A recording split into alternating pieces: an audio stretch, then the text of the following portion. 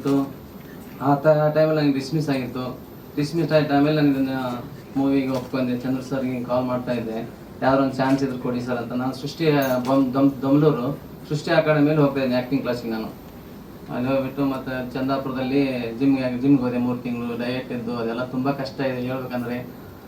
ಇಷ್ಟೆಲ್ಲ ನನ್ನದು ಕಷ್ಟ ಸ್ಟ್ರಗಲ್, 7 ವರ್ಷ ಸ್ಟ್ರಗಲ್ ಸರ್ ಇದು. ಸರ್ ಏನು ಗೊತ್ತಾ, ಅವ್ರು ತುಂಬ ಮುಗ್ದಿದ್ದಾರೆ.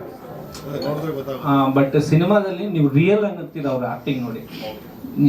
ನ್ಯಾಚುರಲ್ ಆಕ್ಟಿಂಗ್ ನಾವು ಹೇಳ್ಕೊಡೋದೇ ಬೇಡ. ಅವ್ರು ಕ್ಯಾಮ್ರಾ ಮುಂದೆ ಬಂದ್ಸಾಕ ಆಡಿಯನ್ಸ್ ಅನ್ನಕ್ತಾರೆ, ಅಷ್ಟು ಎಂಟರ್ಟೈನ್ಮೆಂಟ್ ಇದ್ದಾರೆ ಅವರು.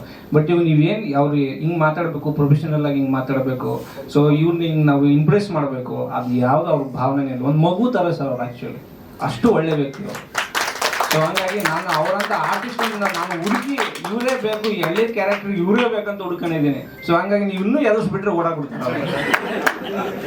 ಇವಾಗ ಹೀರೋಯಿನ್ ಮೇಡಮ್ ಮಾತಾಡ್ತಾರೆ, ಅವ್ರನ್ನ ಎದುರಿಸ್ಬೇಡಿ, ಸ್ವಲ್ಪ ಕೂಲ್. ಅವರು ಹೊಸಬ್ರು ಇದ್ದಾರೆ ಪಾಪ. ನಿಮ್ಮ ಪಾತ್ರದ ಬಗ್ಗೆ ಹೇಳಿ.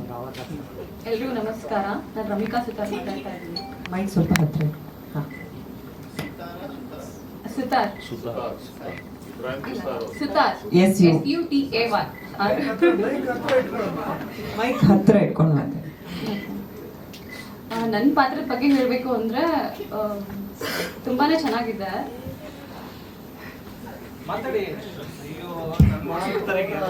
ಸೀರಿಯಸ್ಲಿ ಎಲ್ಲರೂ ತುಂಬಾ ದೊಡ್ಡ ಕುತ್ಕೊಂಡಿದ್ದಾರೆ. ಸೀರಿಯಸ್ಲಿ ಮೀಡಿಯಾದವ್ರ ಒಟ್ಟಿಗೆ ನಂಗೆ ಮಾತಾಡೋಕೆ ತುಂಬಾ ನರ್ವಸ್ ಆಗ್ತಿದೆ.